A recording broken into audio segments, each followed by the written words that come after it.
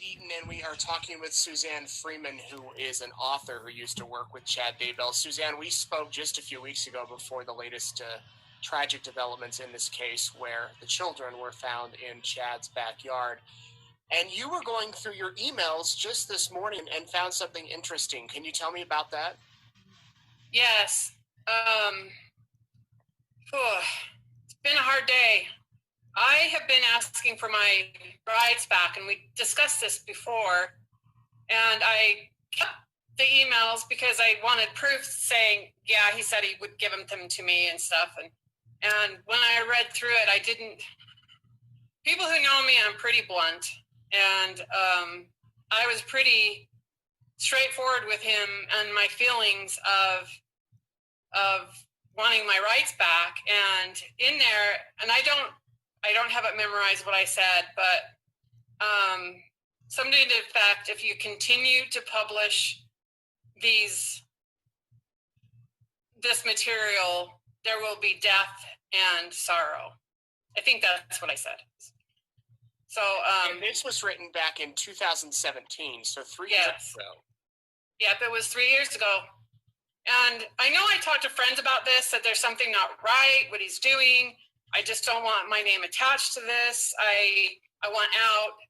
And, but I don't remember emailing him I mean, I was really quite straightforward in saying, I don't want my name attached to this. What you're doing is wrong. And people will die. That's what I said. So. And for the background of people that may not have seen our first story, you and Chad worked together to publish a book about your near-death experience. And this was, 15 years ago? Yes. Almost 16. In November, it would be 16. Okay, so then you went on to publish 2 more books with Chad, but he started publishing things and working with other people that you weren't quite comfortable with. You asked for your rights back. You guys kind of went back and forth, and that's where this email came from, where you emailed him and said, I want my rights back. Basically, I don't want to be associated with you. If you continue down the path you're on, this will lead to deaths. Yes. And I didn't know I said it to him. I did say it to friends. And of course, I didn't know. I figured that they'd be up in the hills and people would be shooting each other because of food storage and just stuff like that. I just didn't figure it was very happy. But Suzanne, that's quite a thing to tell him. What were you thinking when you said that? I mean, were you obviously had a very uneasy feeling about what he was doing, but for you to actually say that, and then here we are 3 years later, and what you said has happened, allegedly, what made you say that?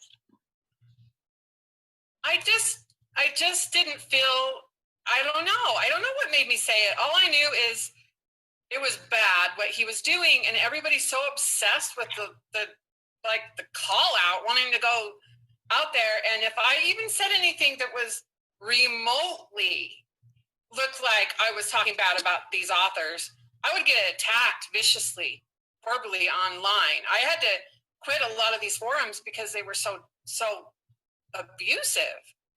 And I don't belong to any of them. I did sign up for a vow years ago, even before that email.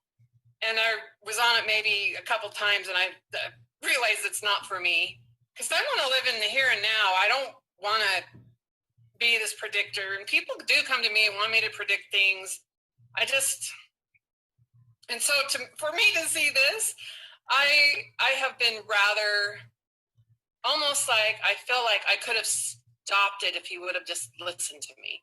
We should say that Chad didn't really respond to your statement that this will lead to deaths. How did he respond to that email, Suzanne? He said, I'm sorry that you're so bitter.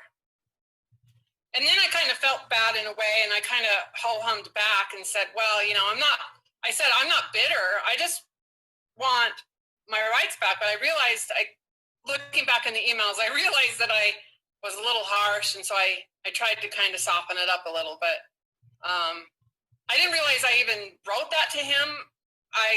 In my mind, I thought I was being a lot nice, or I don't remember even sending that kind of thing, because I don't feel I'm quite that blunt, but people who know me, I say I am. So I guess maybe. So then how did the relationship go from there? He responded, you guys tried to work out an agreement about your books and the rights and all that. He sent you some money, and then did it kind of end? It just kind of ended. I just got super busy, and anyway, I kept thinking the last few years that I should just contact him, give me my rights back. And I even went to the attorney at that time, and we had that discussion on where the attorney is just all one-sided. So yeah, it was a hard email for me to read. I'll be honest, really hard, because I never assumed it was really true.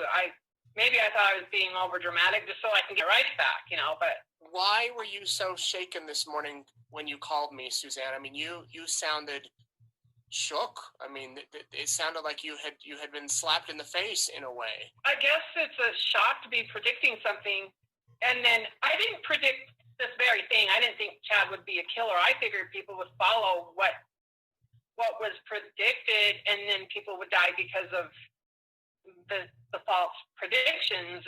Was my thing, but I just, what's goes through my mind, could I have stopped it?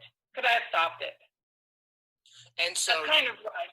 So just so I understand it, you were saying if he continues on with his predictions that everyone, all the righteous are going to be called up to the mountains in Utah where the girls' camps are, and then there'll be wars and all sorts of destruction. You were saying to Chad, if you continue on with these predictions, there will be deaths, not even realizing that it would take this other path. Yeah, that's. You texted me last week after the bodies were found in Chad's yard, and you said you were so hoping that they were alive. Did you truly think that they might be hidden somewhere before that news came out? I told you that I thought that they could be in a bunker. I did say that, but when I saw them in Hawaii, when you caught them, and I loved that, by the way, that was really good reporting, just so you know. I think everybody knows it, but I knew they were dead. I felt when they were in Hawaii, I felt they were dead, but I wanted in my heart, hoping that some good friend of them are taking care of them in a bunker. That was my way of hoping, but. Yeah. Well, Suzanne, we're glad that you've shared these emails. It's eerie to look back now. I think that was the eerie. It was just plain old eerie. I just don't know what to make of it, honestly. Yeah. I don't love doing that. I don't love it. And to know that this was a man you worked with regularly, and knew his family and his wife, and had your books published, and such a change over the years to where we are today. So there's no words in the English language I can think of how disturbing it is. Kids buried in the backyard, and the Tammy's still alive, and the kids are buried back there. Oh my gosh! Those poor families. I'm glad they have closure, and my heart just hurts. Yeah. As do so many. Yeah. Yeah. Suzanne, thank you for talking with me.